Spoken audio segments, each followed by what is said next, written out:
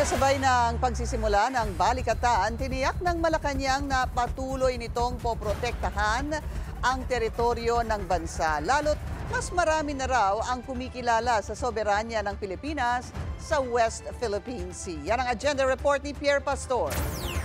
Magandang balita para sa Malacanang ang pagkakasama ng West Philippine Sea sa Google Maps.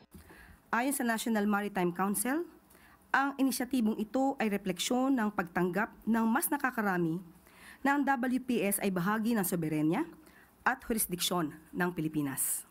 Paliwanag pa ni Jose Castro na ayon din ito sa 1982 United Nations Convention on the Law of the Sea o UNICLOS at 2016 South China Sea Arbitral Award na pinagtibay ng Republic Act 12064 o ang Philippine Maritime Zones Act. Dahil ang WPS ay nasa Google Maps na, isang global platform, makatutulong daw ito na mas lumawak ang kaalaman ng buong mundo sa nasasakupan ng Pilipinas.